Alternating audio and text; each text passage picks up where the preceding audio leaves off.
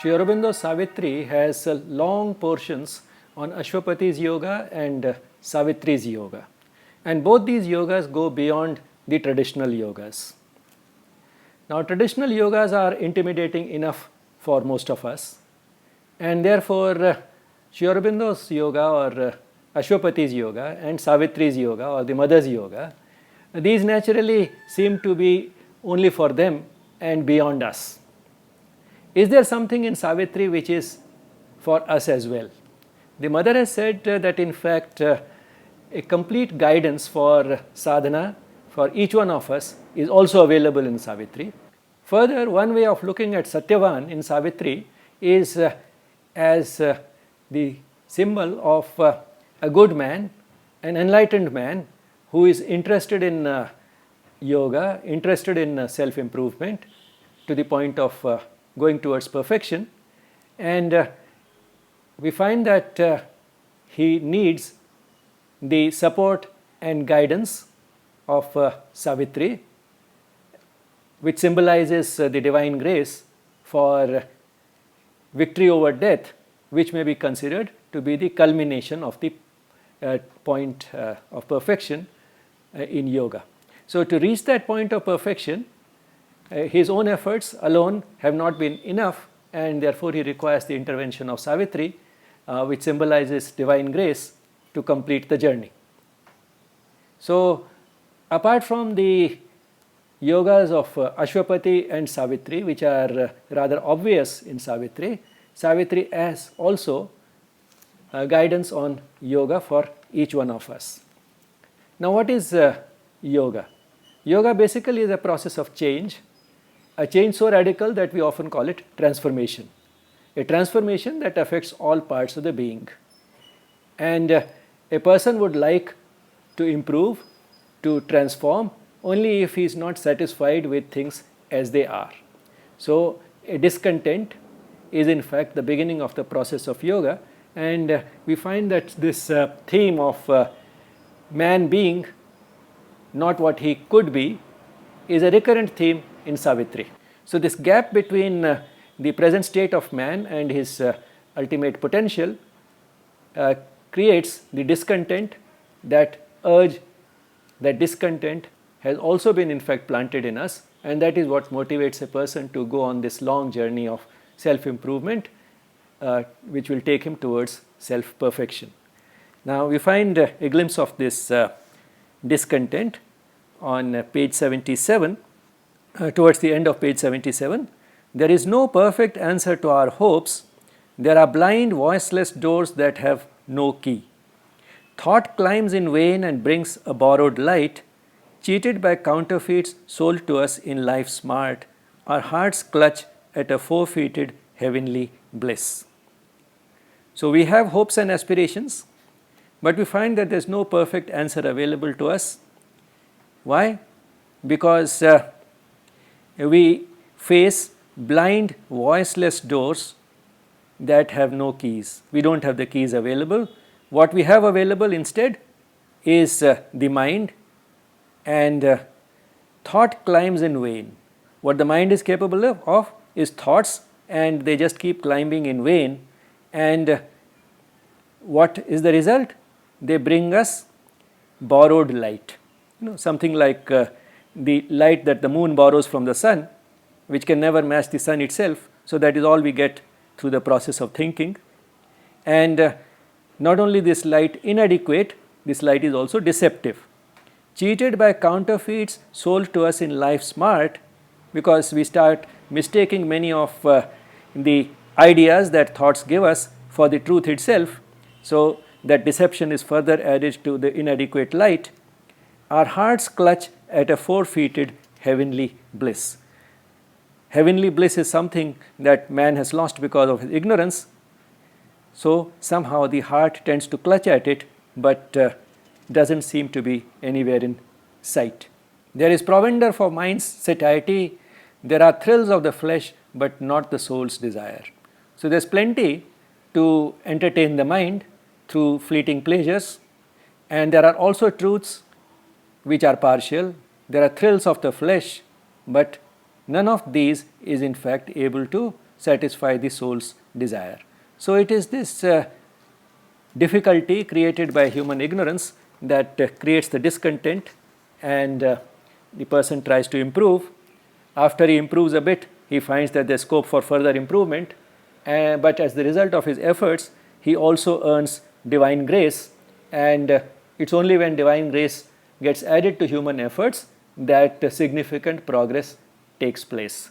There's a beautiful line on page 85, all is miracle here and can by miracle change. So in fact, the world as it is itself a miracle. Just imagine the all-knowing, all-powerful divine limiting itself to this play full of so much of variety and so much of multiplicity, and yet planting in us the urge to go back to the source. That itself is a miracle. So all is miracle here and can by miracle change, and a further change which will take us towards the source can also be possible only through a miracle, and that miracle can be brought about only by divine grace. So yoga is a sort of a chisel that can bring out the statue that resides within the stone. Every stone is a potential statue. Each one of us is potentially divine, but then it requires the chiseling, chipping off of all the imperfections bit by bit to reveal the statue, and this analogy we find on page 36. As a sculptor chisels a deity out of stone, he slowly chipped off the dark envelope. Line of defense of nature's ignorance. Now this is from Aswapati's yoga, the beginning of his yoga, what the process was like. As a sculptor chisels a deity out of stone, he slowly chipped off the dark envelope, line of defense of nature's ignorance. So ignorance, itself has a defense. It tends to defend itself, and it's able to defend itself because of the darkness by which it is enveloped. The illusion and mystery of the inconscient, in whose black pall the eternal wraps his head, that he may act unknown in cosmic time. So this is the game that the eternal has played with us.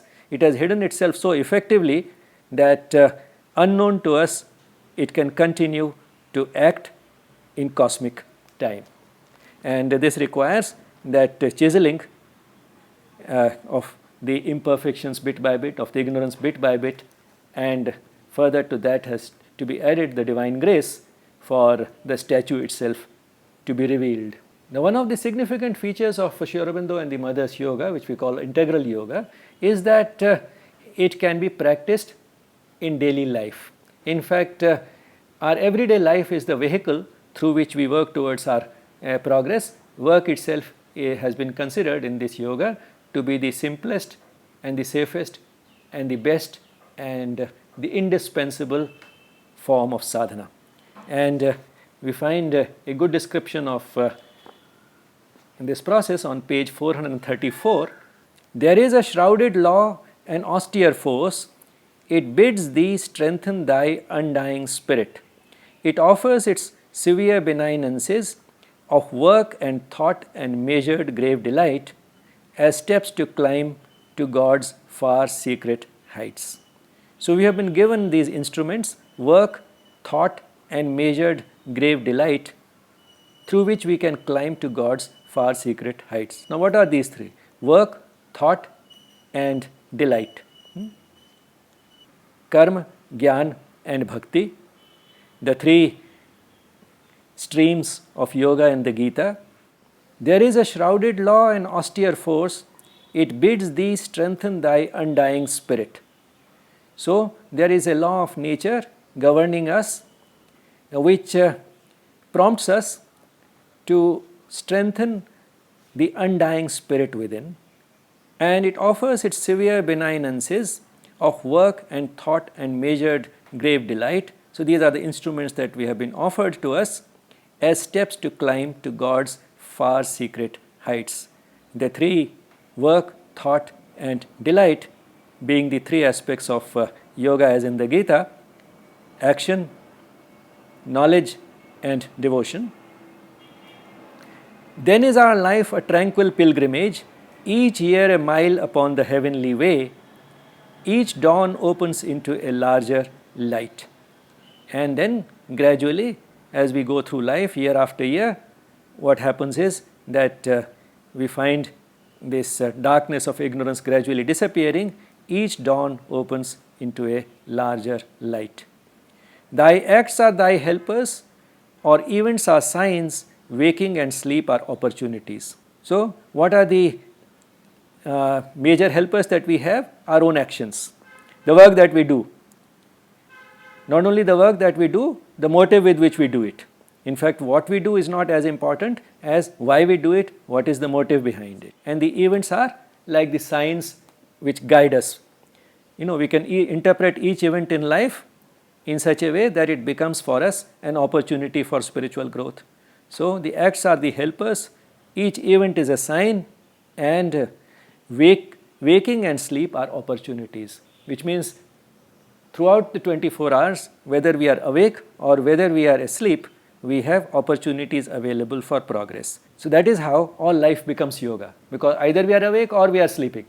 That is how we spend the 24 hours in one of the two states, and both are opportunities for progress, and that is how all life becomes yoga. As Sri Aurobindo says, all life is yoga.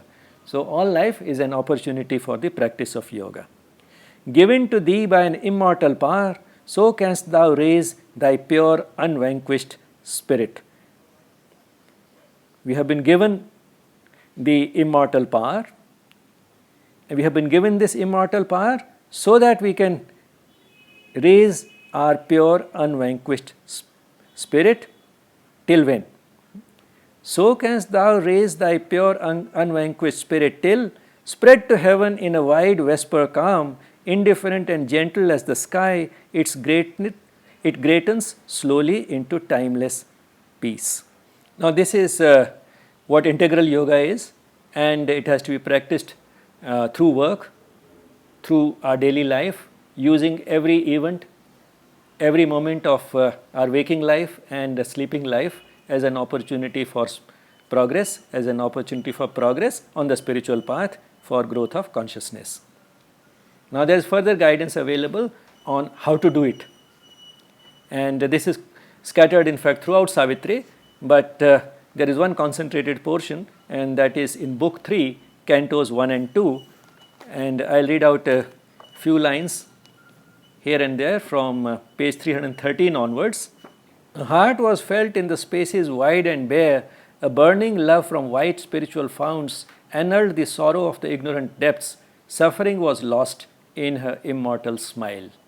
Now, this is a description of Savitri, and she is the inspiration for going on the path of yoga, and this inspiration leads to an aspiration to progress beyond our present state.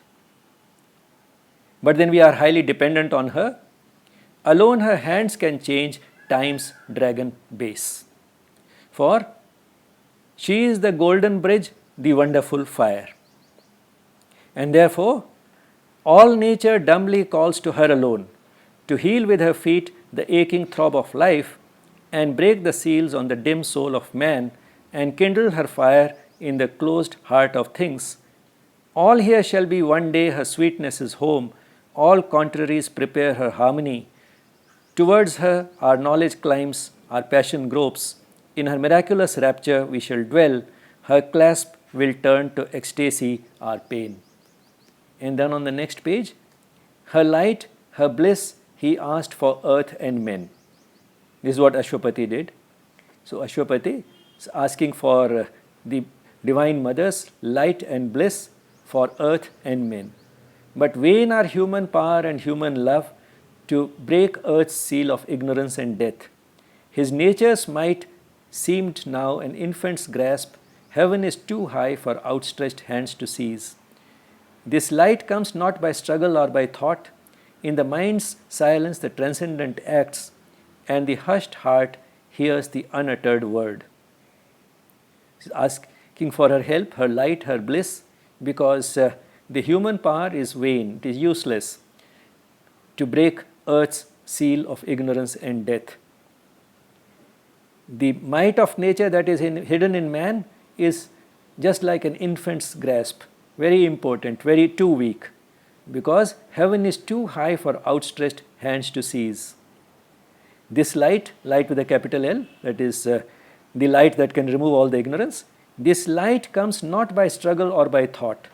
It's not human struggle or human thought that can bring that light. It is only the mother's light or Savitri's light that can do that. In the mind's silence, the transcendent acts, and the hushed heart hears the unuttered word. So it is only when the transcendent acts, the divine itself acts, that the hushed human heart, the human heart that has been put into a silent mode, it can hear the unuttered word that will remove the bonds of ignorance. And for that word to come from the transcendent, what is required, what is most important, is surrender, surrender to the divine. A surrender that is not a passive surrender, not an excuse for becoming inactive, but subordination of the personal will to the divine will, subordination of our lower efforts and our low abilities to that higher power. A vast surrender was his only strength. A power that lives upon the heights must act, bring into life's closed room the immortal's air, and fill the finite with the infinite. All that denies must be torn out and slain. So, after surrender comes what? This vast surrender is the only strength that man has, which can bring into life's closed room the immortal's air and fill the finite, this finite human being, as we see him ordinarily as the finite, it can fill that finite with the infinite. And for that, what else is required besides surrender? All that denies must be torn and slain. Rejection of everything that comes in the way of this process, and crushed the many longings for whose sake we lose the one for whom our lives were made.